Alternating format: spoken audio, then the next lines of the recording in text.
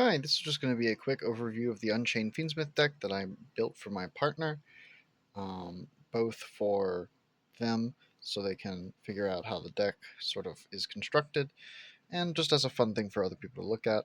It's going to be in the style of the last one where it's just me holding my phone and yapping, so it's going to be a little shaky, but you'll be able to see what the cards are. So first off, for the non-engine, we're going to go with two. We have the maxed copies of Droll and Lockbird in the main deck, both because there is no side deck for this deck because it's for a very new player, and because you can. This card is quite useful in this deck, rather uniquely, in that this deck doesn't really lose to it.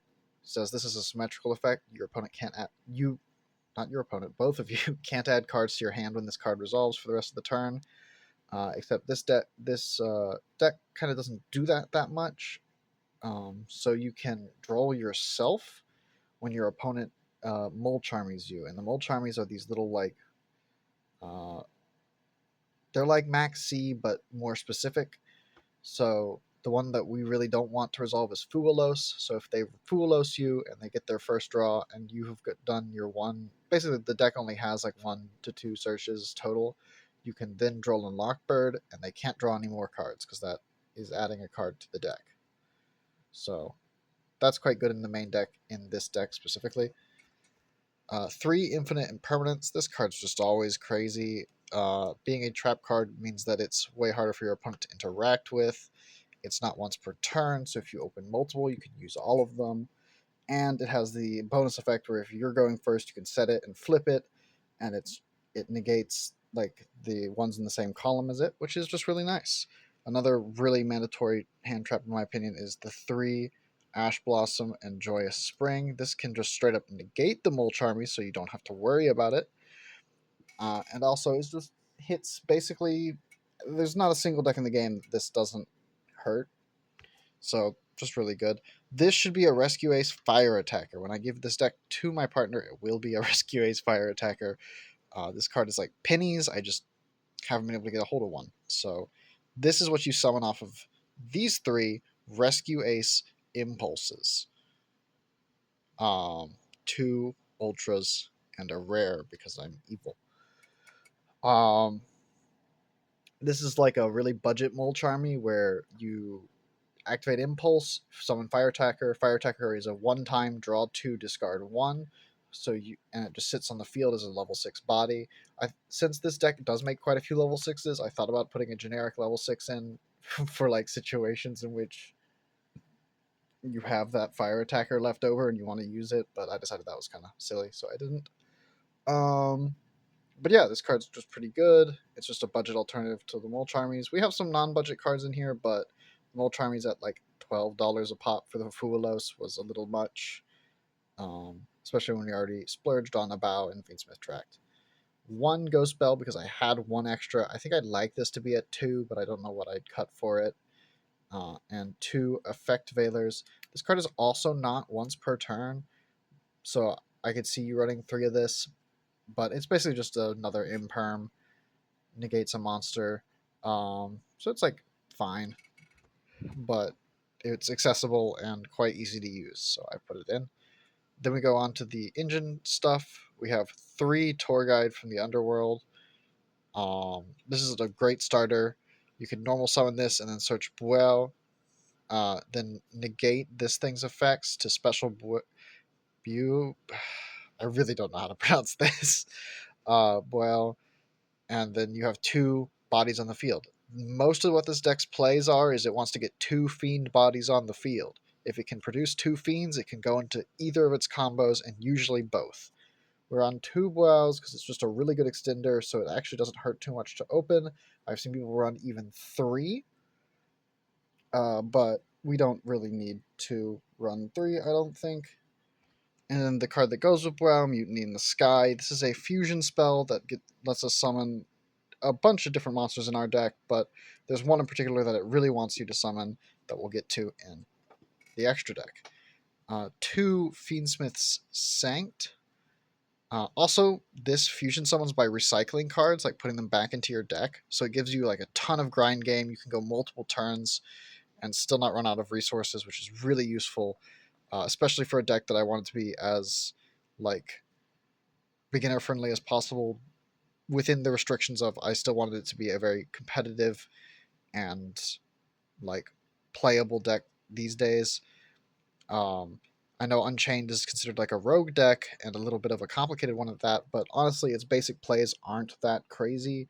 It's just that it has a very divergent game plan where like you look at your hand and go, "Oh, I have to play this very differently than how I would the previous game," if that makes sense. Two Sancts. Sancts are a starter for Fiendsmith combo, which means they are a starter for both combos. Um, Sanct, all it does is it makes a light fiend token, but you have a link one, which means it requires one monster. Um, light that just needs one light fiend, so this is full combo. It also has a graveyard effect where if your opponent pops one of your Fiendsmith monsters, you get to just set it, so it's like a follow up card. Not like amazing effect, doesn't come up often, but it is there. Tracked is what you like. Really, realistically, you'd want to run 3 track, 1 Sanct, but Tracked is $20, and is not as good as opening as Engraver here, which we have 3 of. So I'm quite comfortable saying that 1 Tracked is just fine.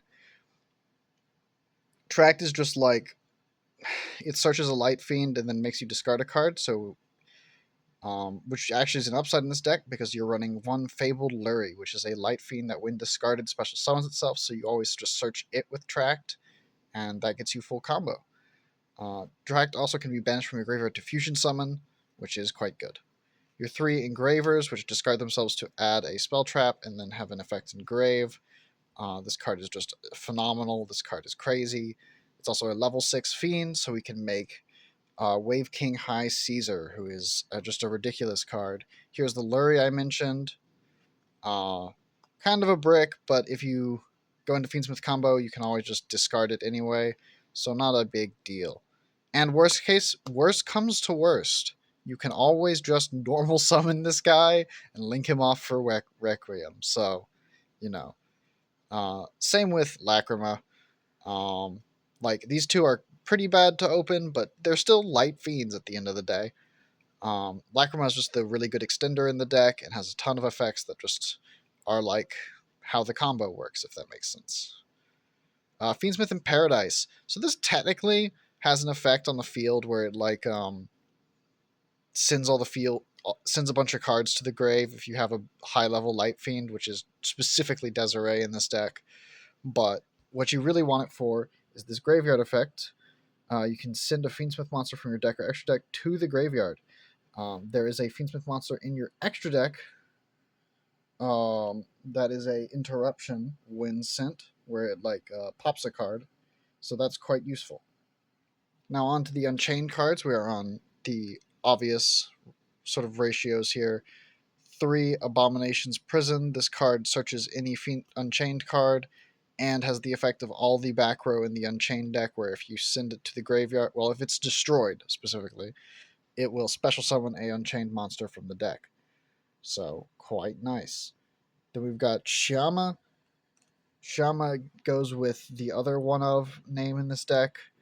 Um, basically, it's a extender and can pop a spell trap. So the spell trap pop is very important because there's a lot of cards that just sit on the field and are very annoying to deal with, and those are spell traps that sit in the back row. So having a main deck back row removal piece is quite useful. Also a level 6 fiend, so can make Caesar when we need to. Then we have the 3 Aruhas. Aruha is basically the best starter for Unchained. Just very good card. Can pop a back row to special summon itself. Pop your own back row though, not your opponent's, of course. And it's just quite good for doing that. And then the best card in the deck, unless you want to argue about how good Fiendsmith is compared to Unchained, Sharvara. Sharvara is insane. This card does basically everything if you want. It's an interruption on your opponent's turn after you've set up, if you can get it into your hand. And is a valuable extender, combo piece, and like can set spell traps when sent to the graveyard. Not even on destroyed, on sinned. So there's like sometimes you just like, even if your opponent hand rips this out of your hand somehow, this is still going to get you extension and combo pieces. Just crazy card. This being a quick effect is awesome. Yeah. Then we've got the one Sarama. This is a recursion piece that is just very useful in the combo and in combo. I keep saying combo. For my partner, I need to explain that it's just the setup way you. I know I've just referred to it as like your like setup and stuff previously, but like technically everyone calls them combo. So these are all just useful cards for that. And then you have, but like this deck's, I digress. And then your two different traps. This one specials one from deck, and then this one uh, pops a card on your field that's an Unchained monster, and then can pop a card anywhere else on the field. All right, onto the extra deck. That is 42 cards, a little bit over 40. There's no side deck for this deck, because it's for a rather new player and doesn't really need a side deck when just kind of playing with me and other friends. So, just wanted to include a variety of options so it just doesn't really need a side deck either. All right, onto the extra. For the extra deck, we're going to start with the Link monsters, and specifically the Fiendsmith monsters. These are kind of backwards. So you always start. So Requiem's the most important link one in the deck. So any Light Fiend, you just link off into Fiendsmith Requiem, and you can quick effect Requiem to send a Fiendsmith from your deck to the grave, and from there you just do the Fiendsmith stuff, where you can if you send Engraver, you can special Engraver, equip Requiem to it, then you go Necro Equip, and you can make Wave High King Caesar. So we'll get to that. Well, there's a few other steps, but we'll get to that in a sec. Agnum Day is just a valuable corner case card. Doesn't always come up, but when he does, you're gonna love having him. He makes your monsters really big, and I believe like untargetable. No, it just makes them huge and piercing battle damage, which is just what you want. He's just great. And then Sequence is a fusion summon. This is what makes them untargetable when they're equipped as well. But this is a fusion summon in the grave. No, on the field. Oh, I'm so good at speaking. In my defense, it is 4:30 in the morning. So those are the Fiendsmith Link monsters. Then we go into the Unchained Link monsters. Soul of Rage is a really good interaction piece because it basically can kaiju your opponent's monsters away by using them as link material, which is really good, especially against decks like Lunalight that have huge unaffected idiots. Actually, does this work against Lunalight? No, you have to target it. But still a very useful piece of interaction, even though it does not out the Lunalight Liger Dancer. So, my bad. Anguish. I always forget what this card does. Every time I read it, I consume. Yeah, it does the same thing, but not as a quick effect. But it has the destroy effect to add a card back to hand, so it's useful for the combo and for setups. So just a very good card. And then your two Yamas. Yama is the card that remember how I said if you just get any two Fiends on the board, you can go into either combo you want. So two Fiend monsters either makes you Yama, which searches an Unchained monster, and he also has the effect where if a card is destroyed by battle, while this card's in my graveyard, I can banish him to special a Fiend from my hand or graveyard, and then destroy a card I control. The destroy is not mandatory, so if I have to summon like a card I don't want to pop, he doesn't force you to pop.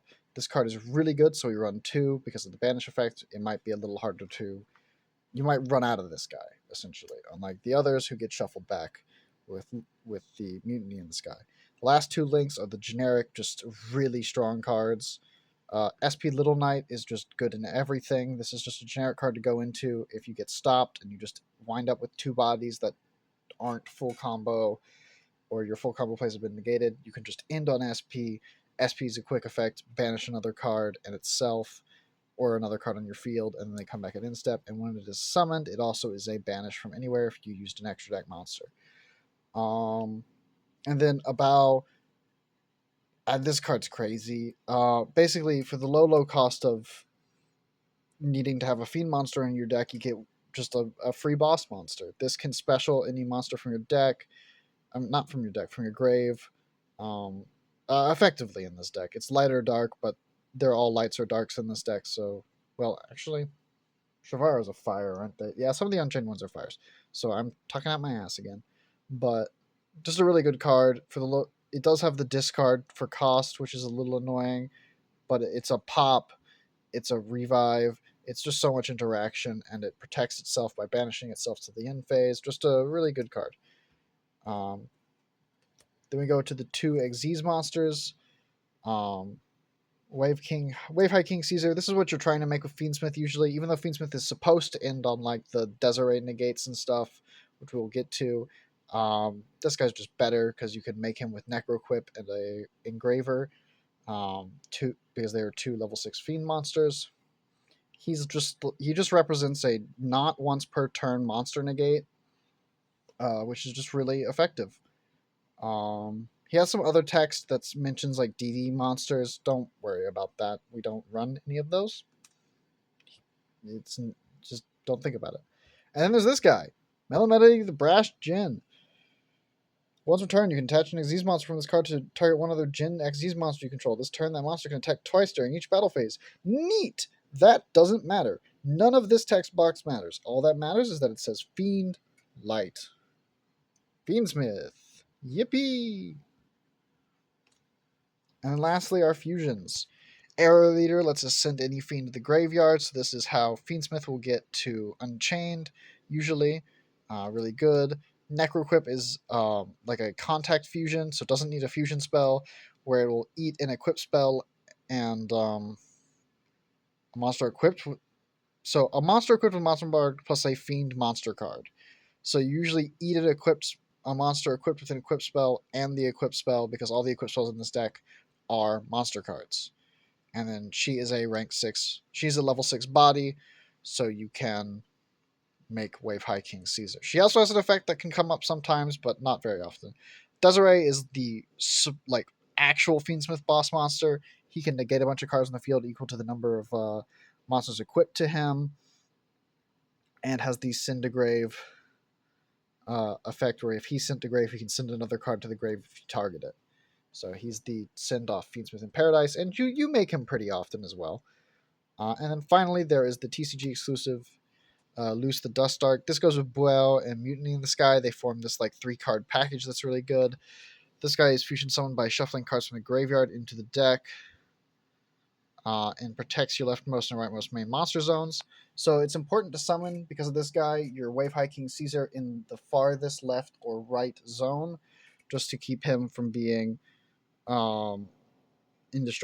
being destroyed. So he just makes them indestructible. Yeah. He's also a like slow effect pop. And when a card you control is popped, he pops another card. So what this guy effectively does is, since all your Unchained monsters really want to be destroyed, he destroys an Unchained monster and then gets to destroy something on your opponent's field, which is just quite useful. But the most important thing about this guy is he's a big old fiend that shuffles a bunch of monsters from your grave back into the deck. Just really good. And that's the deck. 42 cards, 15, of course, 15 card extra because that's the max you're allowed. And no side. Thank you for watching. If you are my partner, it's good to see you watching my video all the way to the end. Yippee. Yeah, that's the video.